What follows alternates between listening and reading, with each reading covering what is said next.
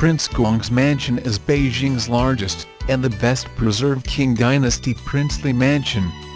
This fine example of ancient Chinese architecture, with its cultural connotations, is important, not only for its aesthetic value, but as an asset to those who wish to study the lifestyle of the privileged classes in the feudal society. It also has an interesting history. The mansion was constructed around the year 1777, and was originally the private residence of Pershen. A member of the Imperial Guard, the handsome and intelligent, 25-year-old Hessian, came to the attention of the Qing dynasty Emperor Qianlong. Before long, Pershen was promoted to positions, normally occupied by the most experienced officials, including those controlling finance and the appointment of civil servants, thus enabling him to acquire great wealth. The aging King Long did nothing to curb Hessian's corruption, but his successor, Emperor Jiaxin, had Pershen executed, and his property, which was assessed at over 800 million ounces of silver, was confiscated. The mansion was passed to Prince King in 1799. Eventually Emperor Tianfong transferred the ownership to Prince Gong, and it is his name that was to become that of the mansion. The dwelling is a traditional courtyard mansion of a style that was so popular in Imperial Beijing. The complex covers a total area of 60,000 square meters. Just over half of this is the residential portion, while the remainder is devoted to an ornamental garden to the rear.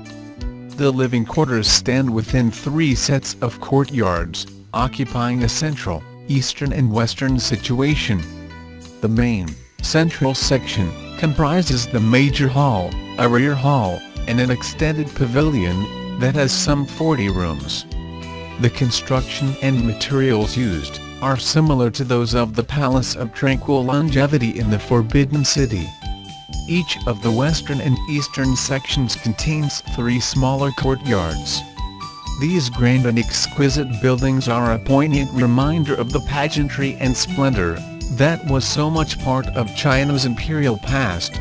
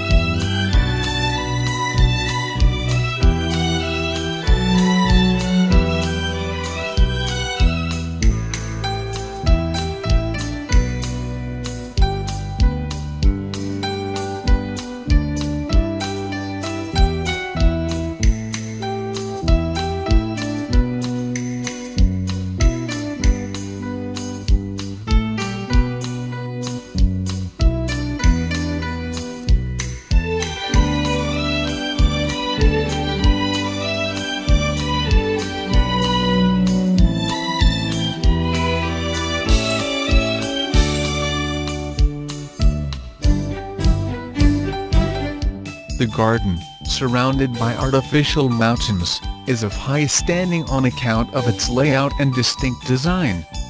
It covers an area of 28,000 square meters, and includes 20 scenic spots, each widely different from the others. The entrance via a cavern brings you into a spacious yard.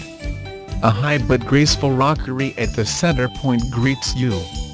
There are mountain peaks, ponds, caves, studies and pavilions, distributed throughout the garden.